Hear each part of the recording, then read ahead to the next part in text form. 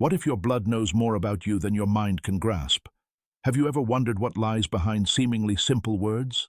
Type A, B, AB, or O? Perhaps it's more than just a medical classification.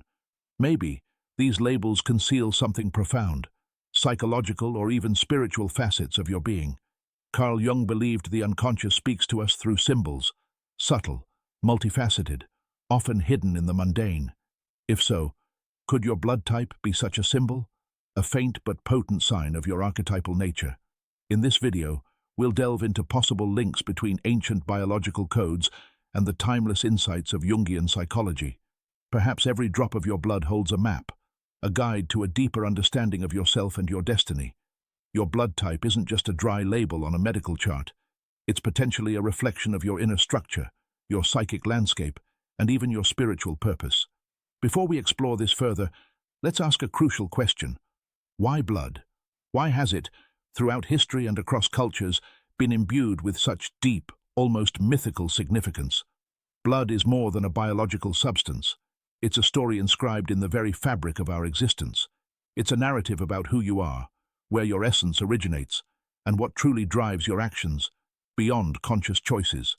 Carl Jung, dedicating his life to exploring interconnections, visible and unseen, likely viewed blood as one of the most powerful symbols embodied in the body, its ceaseless flow mirroring the deep psychic processes, those very currents that course through the depths of your unconscious.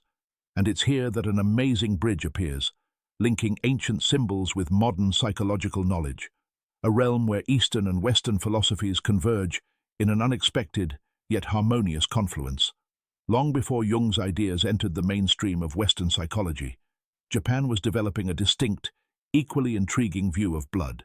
According to Takeji Furukawa's theory, blood type influences not only a person's health, but also their character, behavior, tendencies, and perhaps destiny. At first glance, this might seem like cultural folklore, something akin to folk beliefs. However, viewed through a Jungian lens, something far deeper begins to unfold within this seemingly simple notion. Here, we witness a rare phenomenon.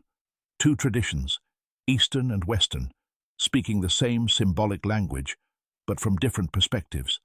Jung's archetypal system and the Japanese blood type typology unexpectedly mirror each other, like two facing mirrors. It's about psychological resonance, recurring patterns that surface across space and time because they are woven into the very structure of our inner nature. As you begin to recognize these patterns, they cease to be mere symbols.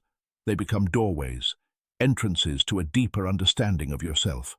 All of this leads us to the very heart of Jungian psychology, the inner path that Jung called individuation. It's not merely a concept, but a profoundly personal, almost sacred journey toward wholeness. It's not about striving to become someone else, but rather about returning to your authentic nature, becoming fully yourself. It's the process of integrating the conscious self with the deep, often unexplored layers of the unconscious. A path where we uncover not only our dominant archetypal energies, but also confront our own shadow, those aspects of personality we typically reject, but which are actually integral to our wholeness. If we consider blood type not just as a biological constant, but as a symbolic trace, it can act as a kind of internal compass, not to impose a ready-made identity, but rather as a subtle indication of the direction your psyche moves, which life lessons feel natural, and where the path requires conscious effort and transformation. It's from this perspective that we propose examining each blood type, not just as a biological characteristic, but as a psychological symbol, unlocking new facets of self-discovery. Type A, the architect of order. People with Type A blood tend to possess an innate drive for structure, clarity, and control. In the symbolic language of Jungian psychology, they embody the archetype of the sage or the architect of order, those who seek meaning through form, stability through discipline, and harmony through inner organization. Their inner world is arranged like a meticulously constructed system. It's filled with logic, subtle interconnections, and principles to which they remain loyal. These are individuals who think strategically, preferring deep, thoughtful analysis over instant reaction. They're comfortable in the realm of ideas and structures. They know how to bring order to chaos, see the whole where others see only fragments. They often become the quiet but reliable center of family, a team, a creative or business project.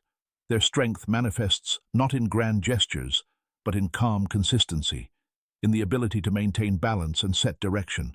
However, every bright archetype casts a shadow. For Type A individuals, danger lies in excessive control.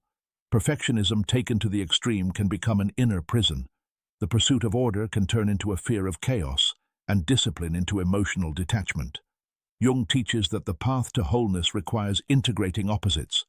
For these individuals, it means learning to consciously release control, trust the flow of life, and accept its unpredictability, not as a threat, but as part of a grander order beyond human comprehension. Type B, the explorer. While Type A individuals find support in order and predictability, Type B individuals flourish in the realm of freedom and spontaneity. Their inner compass is tuned not to structure, but to movement. In the symbolic language of archetypes, they embody the seeker, one who seeks meaning not in stability, but in new, unknown experiences. They are often perceived as creative, freedom-loving, and slightly unpredictable. These are souls striving for self-expression, for intuitively experiencing life. They bring fresh energy, revitalizing the environment they enter, like a breath of wind that can dispel stagnation. However, their flexibility is not chaos. It's deeply attuned intuition, a sensitive following of an inner rhythm that often escapes logical analysis. Such connection with the unconscious is what Jung considered a genuine expression of the living soul, through sincere creativity, emotional honesty, and willingness to venture into the unknown. But even freedom carries its shadow. For Type B individuals, inconstancy, difficulty with commitment, and avoidance of structure become challenges. Their challenge is to not lose depth in endless movement, to not scatter their strength in numerous directions. The path to wholeness for these individuals lies in the ability to linger, in body, mind, and soul. Where there is stability, genuine depth can flourish. Only by learning to be present in the moment, not just fleetingly, but consciously, can they find a point of inner support. Type AB, the alchemist. Now we approach the rarest and perhaps the most paradoxical blood type, AB. These individuals seem to carry two poles, discipline and intuition, rationality and emotionality. They combine the opposites of Type A and Type B, not merely alternating between them, but creating a new whole from them. From the perspective of Jungian symbolism, this is the archetype of the alchemist or mediator, a being living in constant tension between dualities. Jung would undoubtedly see in them the potential for great inner reconciliation. They don't reject contradiction. They strive to contain, transform, and transmute it. Their greatest gift is perspective. They can encompass multiple levels of meaning at once, see what escapes others.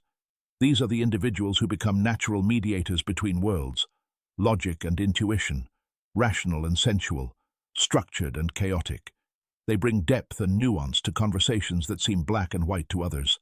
However, their path is not without trials. Such inner complexity can lead to vacillation, blurred boundaries of identity, and exhaustion from emotional and mental overload. Their shadow is the danger of getting lost in their own multitude of voices, losing inner coherence while trying to please every part of themselves.